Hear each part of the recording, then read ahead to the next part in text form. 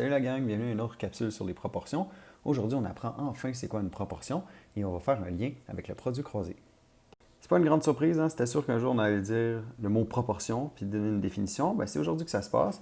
Une proportion, il n'y a rien de sorcier, c'est lorsqu'on a deux rapports ou deux taux équivalents, c'est ce qui nous forme une proportion. C'est ce qu'on faisait depuis le dernier cours. Par exemple, vous avez ce qu'on a ici, 3 septièmes qui est égal à 9 21e, c'est une proportion. On a deux rapports équivalents dans ce cas-là. On peut également les exprimer sous la forme suivante, hein, avec les deux points. Donc 3 pour 7, 9 pour 21. On parle de la même situation, mais de deux façons différentes. Ici, on peut comparer ce qu'on appelle les moyens et les extrêmes. Okay? Donc, qu'est-ce que ça veut dire? C'est quand je compare mes deux proportions l'une et l'autre, les deux nombres qui se touchent, qui sont proches, c'est ce qu'on appelle ça les moyens, et ceux qui sont aux deux extrémités, on appelle ça les extrêmes. Bon, pour l'instant, moyen, extrême, ça ne vous dit pas grand-chose, mais vous allez voir qu'ils vont prendre une importance capitale lorsqu'on va venir résoudre des proportions. Juste avant, je vais vous montrer comment reconnaître les moyens et les extrêmes dans des fractions. Je peux vous donner des exemples où est-ce que les rapports ou les taux sont écrits en fractions.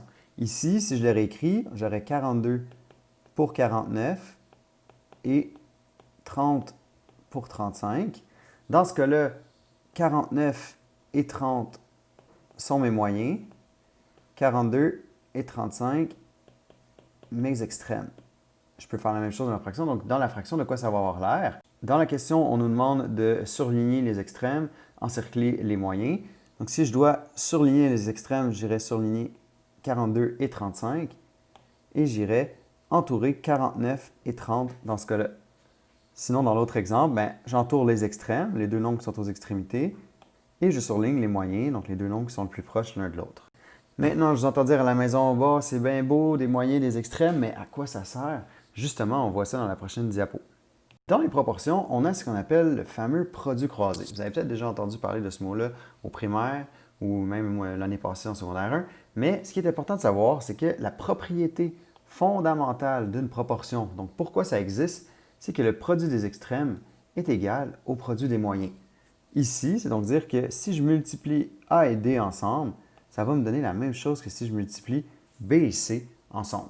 C'est une propriété fondamentale d'une proportion et vous pouvez le tester avec n'importe quelle fraction, ça va fonctionner. C'est justement ça qu'on va faire ici. Ce que je vous demande, c'est d'appliquer le produit croisé pour montrer que les deux rapports sont proportionnels. Donc, je vais aller multiplier les extrêmes ensemble et il faut toujours que ça me donne les moyens.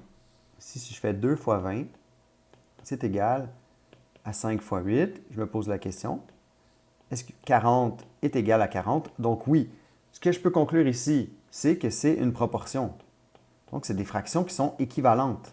Ça ne veut pas dire que toutes les fractions de la Terre, quand on les met à l'égal ensemble, ça va fonctionner. C'est juste que vraiment, si vous avez des fractions équivalentes, si vous prenez le produit des extrêmes et le produit des moyens, ils vont vous donner le même résultat. Regardez bien ici, si je fais la même chose, 3 et 11 ensemble, 5 et 9 ensemble, donc 3 fois 11, est-ce que c'est égal à 9 fois 5? 33 n'est pas égal à 45. Donc, ce n'est pas une proportion. Je ne peux rien faire de spécial avec cette fraction-là, et même que l'égalité n'est pas respectée.